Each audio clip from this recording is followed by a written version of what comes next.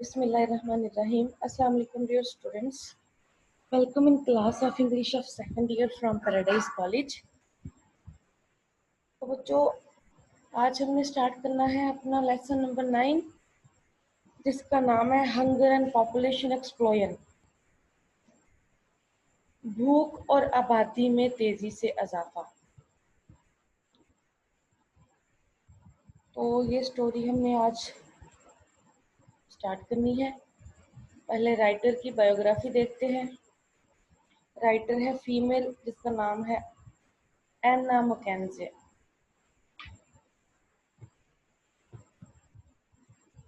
इसके बारे में देखेंगे। ये पामर्स्टन नॉर्थ न्यूजीलैंड में पैदा हुई थी। इसकी जो बर्थ है वो न्यूजीलैंड में हुई, जिससे पता चलता है कि ये न्यूजीलैंड की राइटर है ऑन 22 अप्रैल 1963 में। और इसके बारे में मजे की बात यह है कि स्टिल अलाइव है। ठीक है। A keen reader and wrote her first collection of stories aged 7. ये एक कीन रीडर का मतलब है जो बहुत ज्यादा इंटरेस्ट रखती हो रीडिंग में, राइटिंग में। तो इसने जो अपनी स्टोरीज की फर्स्ट कलेक्शन है वो कब लिखी, जब ये 7 साल की थी। जब ये 7 साल की थी तब इसने अपनी स्टोरीज की एक कलेक्शन लिखी, मतलब स्टोरीज लिखी। आप अंदाजा लगा सकते हैं, मतलब 7 ईयर ओल्ड एक चाइल्ड, एक बच्ची शॉर्ट स्टोरीज लिख रही है। She has a degree in psychology. ये साइकोलॉजिस्ट भी थी, ये माहिर नफ्सियात जो होते हैं।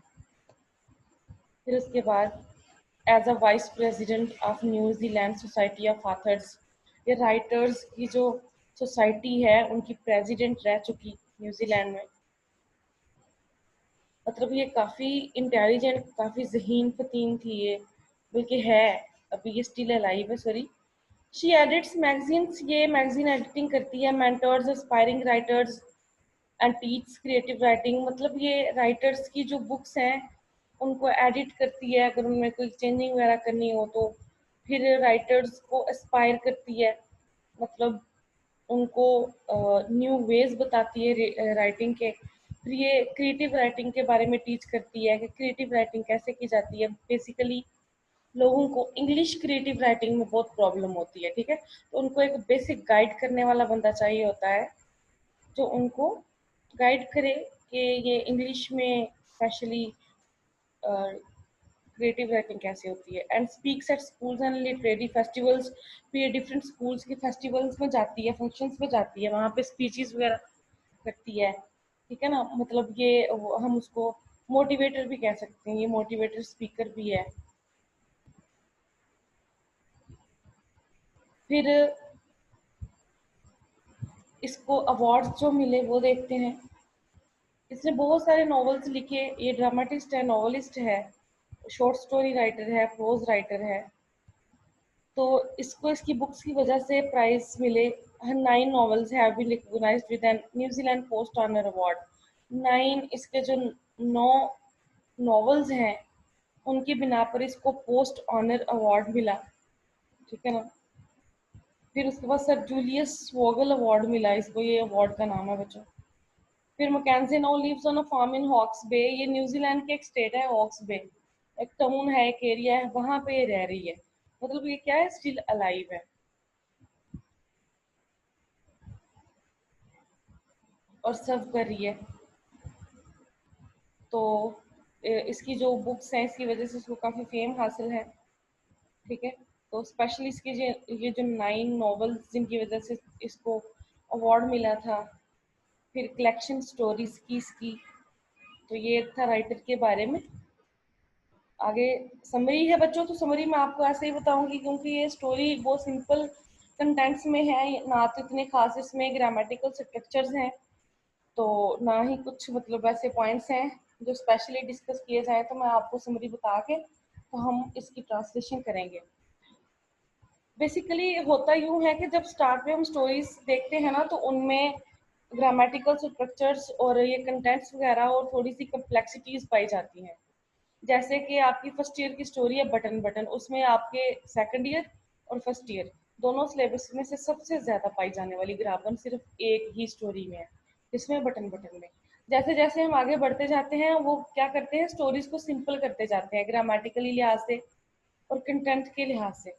और सेकंड ईयर में भी ऐसे ही है, स्टार्ट पे ग्रामेटिकल स्ट्रक्चर्स भी हमें पढ़ने को काफ़ी मिल जाते हैं। फिर हम देखते हैं उसमें एक थीम होता है, मोटो होता है।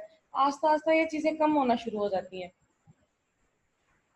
क्योंकि बच्चों को बस एक बार उन्होंने समझाना होता है ये फलां चीज़ ऐसे होती है वैसे होती है।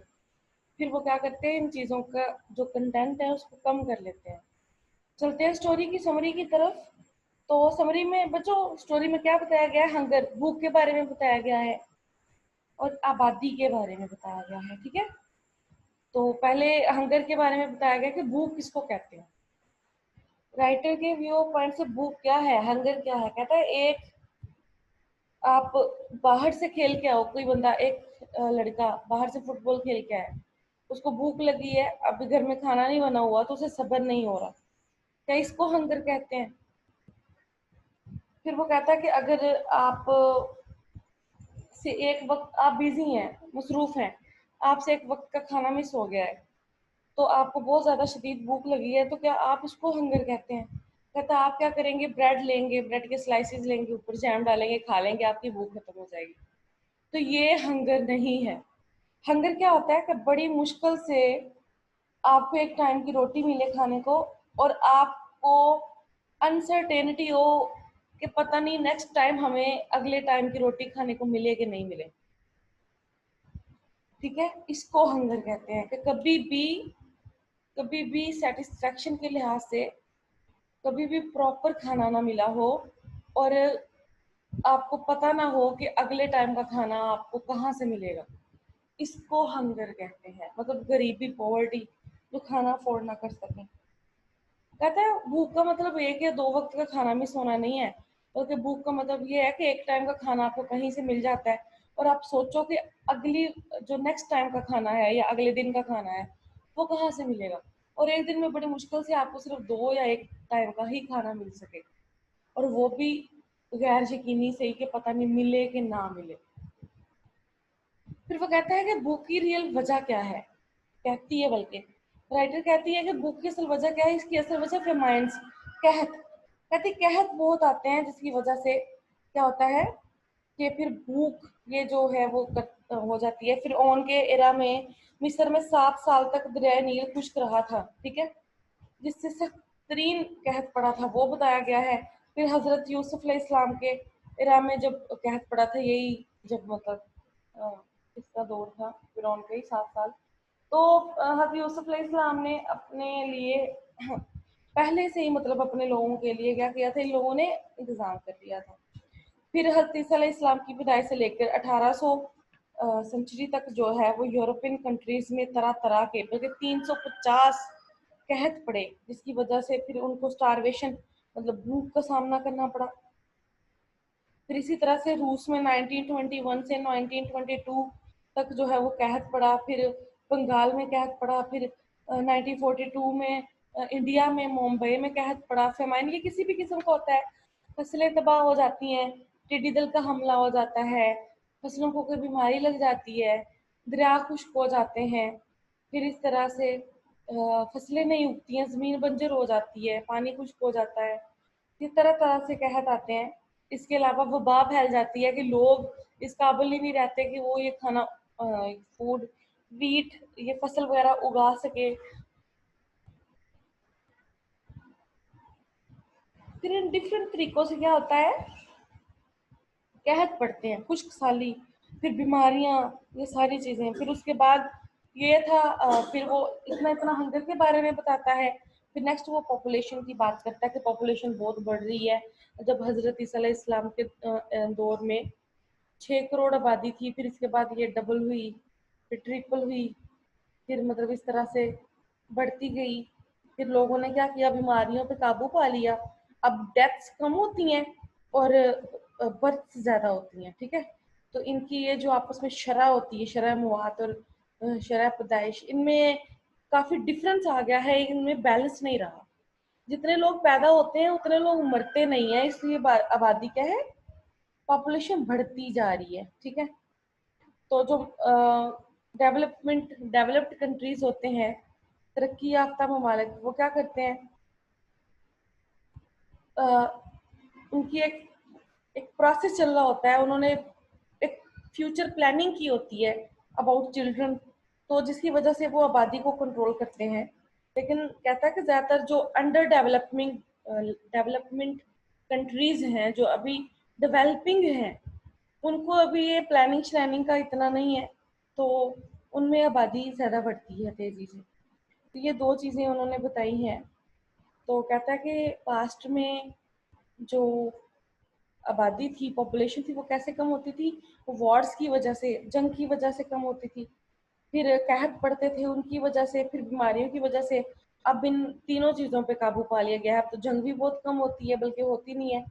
फिर उसके बाद बीमारियों पे भी काबू पा लिया, और कहत के लिए भी तरह तरह की मेडिसिन वगैरह अवेलेबल है, जिसकी वजह से जो है वो आबादी ज़्यादा बढ़ रही है, डेथ्स कम हो रही है। तो बच्चों ये थी summary about hunger and population. Writer ने हमें बताया है कि रियल में हंगर, स्टारवेशन, भूख क्या होती है, असल में भूखा होना क्या होता है। ठीक है, तो अब हम देखेंगे इसकी ट्रांसलेशन। अपनी बुक्स पकड़े, पेज नंबर है 35। हम स्टार्ट से ट्रांसलेशन करेंगे।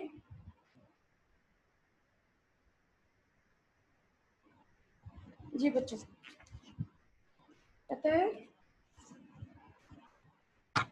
कहती है what is it like to be really hungry, सही मायनों में भूखा होना कैसा होता है। आई एक्सपेक्ट, मैं सोचती हूँ, दैट एट सम टाइम, ये फर्स्ट नरेशन में स्टोरी है, मैं आपको पहले बता दूं, फर्स्ट नरेट राइटर खुद डिस्कस करी है story. I expect that at some times you have all, कहती मैं तो करती हूँ कि सम टाइम, कभी कभार, you have all come home after energetic game, कि आप में से हर कोई गेम खेल के जब घर आता है, एनर्जेटिक, बहुत ही मतलब ऐसी गेम जिसमें काफी एनर्जी लगी हो, तेज रफ्तार जिसको हम कहते हैं, फुटबॉल खेल के आते हो और नेट बॉल खेलते हो, और आफ्टर अ फ्यू आवर्स, और कुछ घंटों के बाद, when you have been too busy, जब आप खुद को बहुत ज्यादा मसरूफ कर लेते हो, टू ईट, के आप खाना ना खा सको। कहती है कि भूख क्या होती है, मैं सोचती हूँ, आई एक्सपेक्ट, आप लोगों से मैं ये तो क्या करती हूँ कि आप लोग क्या समझते हो कि जब कोई तेज रफ्तार खेल खेल के आते हो, फुटबॉल खेलते हो, नेट बॉल खेलते हो, या फिर अपने आप को आप लोगों ने किसी काम में इतना बिजी किया हुआ है कि आपको खाना खाना याद ना रहे, एंड सेड, और कहो आई एम स्टार्विंग, मुझे भूख लगी हुई है, या मैं भूख से मरा जा रहा हूँ। स्टार, फैमिश भी, हंग्री, भूखे होना। तो कहता है आप कहते हो कि मुझे बहुत भूख लगी है, but this hunger didn't last long, ये लेकिन ये भूख ज्यादा अरसे तक नहीं रहती। लास्ट मतलब कंटिन्यू रिमेन, ये जो आपकी भूख है, जो आप बाहर से खेल के आए हो, तो आपको भूख लगी है, ये आपकी भूख ज्यादा देर तक नहीं रहती है। If your meal was not ready for you, अगर आपका खाना आपके लिए तैयार नहीं है, after few slices of bread, तो रोटी के कुछ टुकड़े खाने के बाद, एंड बटर, मक्खन के साथ, you forgot all about those hunger pangs, आप ये जो सारी अजियत थी भूख के बारे में वो भूल जाते हैं। फॉर एग्जाम्पल, एक लम्हा आपको अभी खाना अवेलेबल नहीं है, खाना अवेल नहीं है आपका, आपको भूख लगी हुई है, आपको लग रहा है कि आपकी भूख से जान निकल जाएगी, आप तो मर जाएंगे भूख से, इतनी ज्यादा भूख लगी हुई है।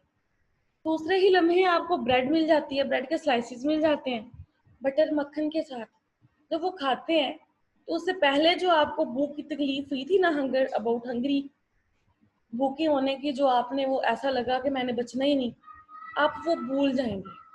आप क्या करेंगे, वो फॉरगेट कर जाएंगे। पैंग्स मतलब पेन, शार्प पेन, क्योंकि आपकी अब आपने खाना खा लिया है, आप सेटिस्फाइड हैं, अब आपको सुकून है, तो आप जो इससे पहले वाली जो आपने कर्व झीला, जो अजियत झीली, वो आप भूल जाएंगे। फिर कहता है आगे देखिए, but hunger doesn't mean missing one meal, लेकिन भूख का मतलब बिल्कुल भी ये नहीं है कि एक वक्त का खाना मिस होना, और even meals for a whole day, या फिर एक पूरे दिन के लिए भूखे रहना।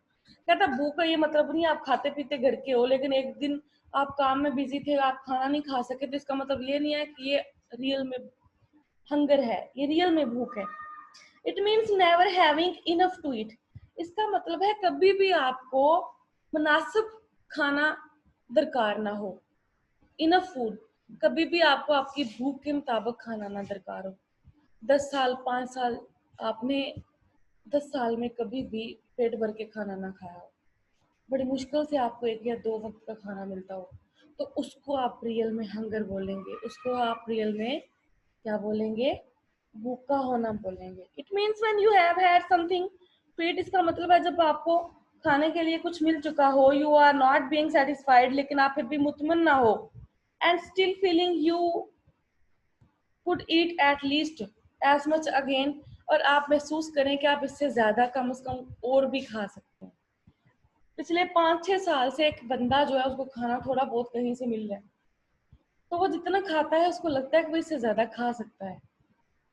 बीच में रेयरली ऐसा हो एक हफ्ते में 2-3 बार के उसको पेट भर के खाना मिला हो, क्योंकि ये भी तो पॉसिबल नहीं है ना कि एक बंदा मुसलसल ही इतना भूखा रहे, वो तो फिर इतनी देर सरवाइव ही ना कर सके, वीकनेस इसी से। तो कहता है कि आपको खाना मिल चुका हो, आप वो खाना खा भी चुके हो, लेकिन आप फिर भी मुतमिन ना हो, आपको लगे कि आप मजीद खाना खा सकते हैं। It also means a situation, ये इससे मुराद एक ऐसी सूरत हाल भी है, in which you are always wondering, जिसमें आप हर वक्त यही सोचते हो where the next meal is coming from, कि आपको अगला खाना, अगले वक्त का खाना कहाँ से मिलेगा।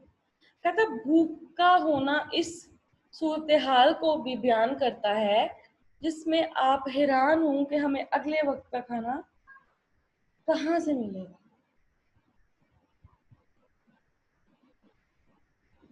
और even if there will be next meal, और हता के पता नहीं अगले टाइम का, अगले वक्त का हमें खाना मिले भी या नहीं।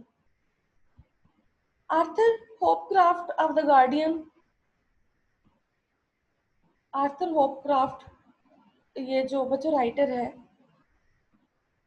Guardian of said of starving, of the Guardian का मतलब है यहाँ पे उसकी जो बुक उसने लिखी गार्डियन, उसका जो राइटर है होपक्राफ्ट, वो लिखता है सेड ऑफ स्टार्विंग, भूख से मरने वालों के बारे में कहता है।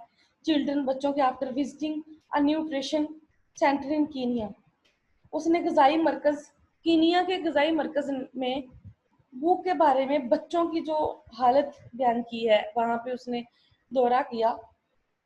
बच्चे, कीनिया के बच्चे, आप नेट पे सर्च करके देख सकते हैं, ठीक है, स्टार्व चिल्ड्रन ऑफ कीनिया, तो आपको ल्यूकोराइस बीमारी में जो है ना वो मतलब मट्ठी वगैरह के चूसने वाले, या इस तरह से मलट्ठी की टहनियों की तरह के, उनको खाने को बहुत कम मिलता है वहाँ पे। मलट्ठी तादाद, मलट्ठी जो है ना वो इन प्लेंटी पाई जाती है, इसी वजह से उनको ज़्यादातर लोग उन्हीं के साथ जो है ना वो एग्जाम्पल भी उन्हीं की लेती है कि ये उन्हीं की तरह के दिखाई देते हैं, ठीक है। पता नहीं चलता ये वहाँ पे पाई जाने वाली मलट्ठी भी वैसी सूखी हुई ऐसे, तो बच्चे भी वैसे ही by shape. They are the children, ये वो बच्चे हैं हुज आईज स्टेयर, जिनकी आंखें पथरा गई हैं, घूरती हैं, एज इफ ब्लाइंड, जैसे वो अंधे हों। वो इस तरह से तरसी निगाहों से देखते हैं कि जैसे मतलब उनकी आंखें जम गई हों। whose legs and arms like sticks of licorice, उनकी टांगे और बाजू बिल्कुल मलट्ठी की तरह दिखाई देते थे। आप सर्च करके देखना, आपको पता चलेगा वहां पर पाई जाने वाली मलट्ठी और वहां के बच्चे। who neither cry nor laugh and who wait 10 ivy at the age of 2 years। क्या कहता है,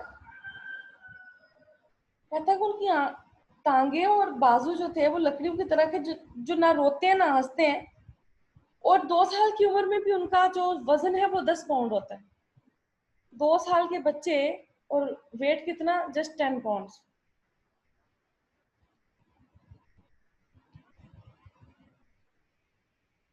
मतलब इतने वो वीक होते हैं, उनको खाना जो है ना वो प्रॉपर नहीं मिलता वहां पे पॉवर्टी की वजह से। famine has been a problem since the beginning of time, कहत शुरू से ही, इब्तदा से ही एक मसला है। अब देखिए हमने यहाँ पे since the beginning of time ये टेंस पढ़ा है, इसके बारे में हम देखेंगे। प्रेजेंट परफेक्ट कंटिन्यूअस टेंस हमने पढ़ा है, हैज बीन, प्रोग्रेसिव टेंस, इसमें सिंस और फार का यूज होता है। यू नो दैट एक्शन जो है ना वो पास्ट में होता है और स्टिल कंटिन्यू हो रहा होता है, ठीक है। अब देखें, has been a problem since the beginning of time, इब्तदा से लेके अब तक ये मसला है, मतलब पास्ट में ये काम स्टार्ट हुआ था और अब तक जो है वो कंटिन्यू है। ये टाइम को बताता है बच्चों, existence of time. He is ill, वो बीमार है, इसमें हमें टाइम का नहीं पता चला वो कब से बीमार है। He has in ill, he has been ill since December, वो दिसंबर से बीमार है। अब यहाँ पे टाइम का एग्जिस्टेंस बताया गया है, टाइम का वजूद बताया है कि वो कब से बीमार है, दिसंबर से। पीरियड इन टाइम, टाइम का पीरियड बताता है, सिंस मॉर्निंग बताता है, इवनिंग बताता है, नोन बताता है, यस्टरडे। सिंस हम कहाँ पे यूज करते हैं बच्चों, डेट्स वगैरह के लिए, स्पेशली एग्जैक्ट टाइम के लिए कि दिसंबर का मंथ है, कौन सा वीक है, इस तरह से 10 o'clock, ये पॉइंट ऑफ टाइम शो करता है। 10 years, for many years, for last 2 years, ये क्या करता है, for 1 second, for several hours, for the last week. ये स्पेशली टाइम, सॉरी, ये पॉइंट ऑफ टाइम नहीं बताता, एग्जैक्ट टाइम नहीं बताता, बल्कि ये बताता है 1 घंटा, 2 घंटे, 1 दिन, 2 दिन, इस तरह से। वहां पे हम क्या यूज करते हैं, फॉर। जहाँ पे एग्जैक्ट टाइम बताया गया हो 10 o'clock, इवनिंग, मॉर्निंग, तो वहां पे दिसंबर 2005, 2006, वहां पे हम किसका यूज करते हैं, सिंस का। Come to the book again. The early hunter suffered grave shortages, the early इब्तदाई हंटर शिकार सफर्ड अजियत झेलते ग्रेव शदीद किस्म की shortages during the winter months.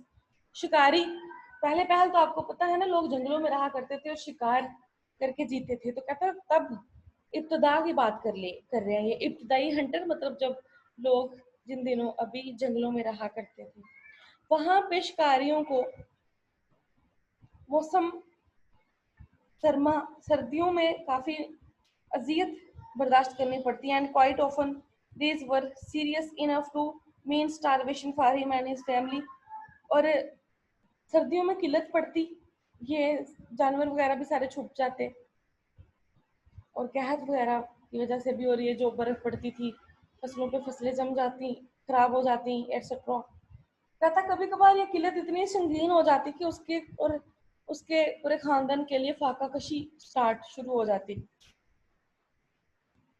Liquorice perennial plant है बच्चों, famine, scarcity of food, shortage को बोलते हैं। अर्ली मतलब प्रिमिटिव, प्री हिस्टोरिक मतलब अभी स्टार्ट। हंटर्स यहाँ पे किलर हंट्समैन को कहा गया है। One of the first record of famine was curved, एक अजीम मतलब इब्तदाई रिकॉर्ड में से एक कहत का जो एक आप रिकॉर्ड ले सकते, कार्व्ड, कनिंदा है, कट है, शेप है उसकी, मतलब उसको कंधा किया गया इन ग्रेनाइट, पत्थर पे, बाय एन इजिप्टियन फेरो। मिस्र का जो फिरौन था उसने एक पत्थर पे एक अपने दौर में होने वाले कहत के बारे में बच्चों लिखा। क्या लिखा था, ये साइड उसने कहा, ड्यूरिंग माय रेन, मेरे दौर में, the Nile has not been in flood, दरिया नील में किसी किस्म का कोई तूफान नहीं आया, फॉर 7 years, 7 साल तक दरिया नील बिल्कुल खुश्क हो गया था, मतलब 7 साल तक दरिया नील में पानी नहीं आया। कार्निल स्कार्स, खुराक की किल्लत हो गई, एंड फूड इज लेकिंग, खुराक कम है। दोज हु रैन के नॉट इवन वॉक, जो भागते थे वो अब दौड़, सॉरी, तो जो भागते थे लोग वो अब चल भी नहीं सकते हैं। It is the end of everything, ये हर चीज का खात्मा दिखाई देता है। मिस्र के फिरौन ने ये बात पत्थर पे लिखी थी।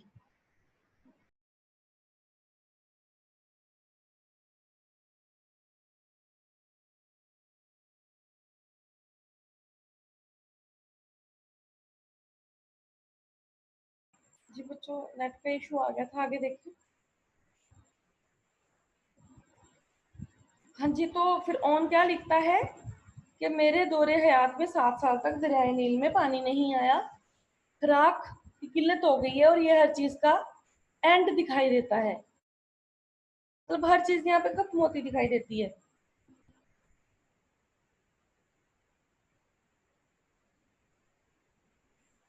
तो we read in the Bible, हम बाइबल में पढ़ते हैं, होली बुक अंजील में, ऑफ मैनी केसेस, इस तरह के बहुत सारे वाकयात के बारे में, ऑफ फेमाइन कहत के। अब देखें यहाँ पे डेफिनेट आर्टिकल का यूज हुआ है, द बाइबल। फिर से हमने डेफिनेट आर्टिकल का देखना है, खुद पढ़ते जाए, मैंने आपको तीसरी बार ये बता रही हूँ। ये कहाँ पे होली बुक्स के साथ यूज होता है, the holy Quran, the Bible, the Merchant of Venice. फिर when a common noun is used to represent its whole class, use the before it.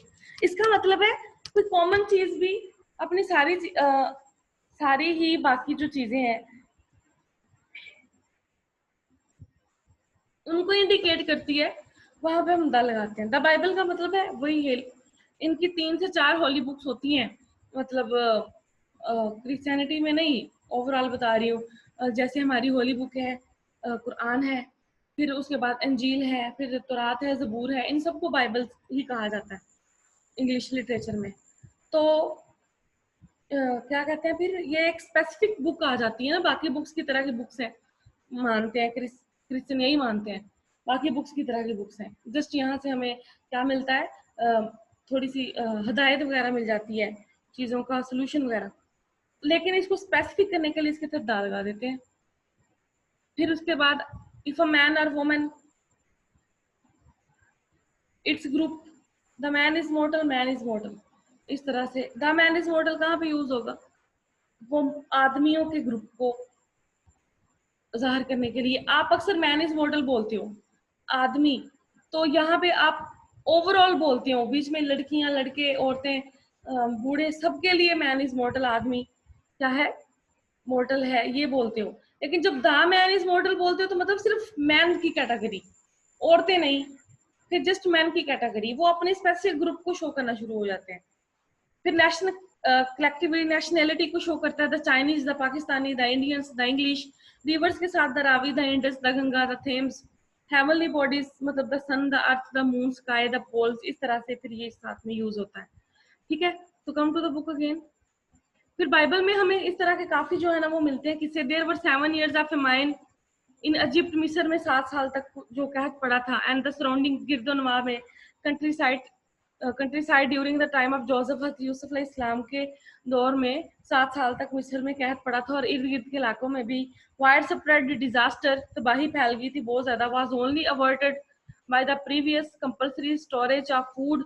कहता है इसको, तबाही को रोका गया था पहले थोड़ा सा खुराक का जहीरा करके, अंडर जोसेफ मैनेजमेंट, हज़रत यूसुफ अलैहिस्सलाम की इंतज़ाम में, उनके ज़ेरे निगरानी में कुछ खुराक वगैरह जखीरा किया गया था जिससे बचा गया था।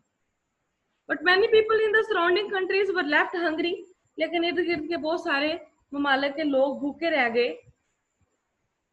Joseph's own brothers came to Egypt from Palestine to buy grain. हज़रत यूसुफ अलैहिस्सलाम के भाई खुद जो हैं वो मिस्र से फलस्तीन आए थे, क्या खरीदने, गला अनाज खरीदने। ठीक है, तो आज की ट्रांसलेशन हमने इतनी ही करनी है। आई होप सो के आपको समझ आ गई हो। बीन्स का मतलब होता है container, widespread, universal, disaster, catastrophe, plentiful, abundant, वाफर मकदार में, ample, harvest, crop, yield, grain, cereals, wheat, ये सिनोनिम्स है। आगे हम इडियम्स देखते हैं। तो कास्ट अ स्लर upon, बदनामी का दबा लगाना, he has cast a slur upon his family by his evil deeds। उसने अपने बुरे कामों से अपने खानदान पे बदनामी का दबा लगा दिया है। क्रोकोडाइल टीयर्स, झूठ मूठ के आंसू, do not believe his crocodile tears, उसके झूठ मूठ के आंसुओं पे यकीन ना करो। क्राई ओवर स्पिल्ट मिल्क, बाद में बेकार में पछताना। It is useless to cry over spilt milk, बाद में पछताना बेकार है। इन कोल्ड ब्लड, संग दिली से, the girl was murdered in cold blood, लड़की का कत्ल बड़ी बेरहमी से, संग दिली से किया गया। To come to the point, मतलब की बात कहना। Please come to the point and tell me the true story. बराए मेहरबानी मतलब की बात कीजिए और मुझे सही सच्ची वाली कहानी बताएं, असली मामला बताएं। तो बच्चे ये थे आपके इडियम्स और आज का लेक्चर। अब आपने इसके फर्स्ट 2 क्वेश्चंस, मैं क्वेश्चंस चेक कर लूं, आपको क्वेश्चन देने हैं साथ में शेयर करने के लिए।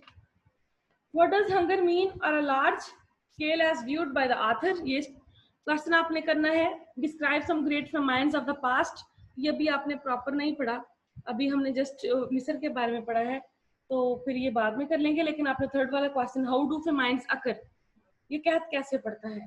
फर्स्ट और थर्ड वाला क्वेश्चन आपने करना है। सेकंड वाला क्वेश्चन अभी हम हमारे लेक्चर में नहीं था, इसलिए वो हम फिलहाल स्किप करेंगे। तो अब अगर कोई क्वेश्चन में कोई प्रॉब्लम है, सॉरी लेक्चर में अगर किसी किस्म की कोई प्रॉब्लम है तो यू कैन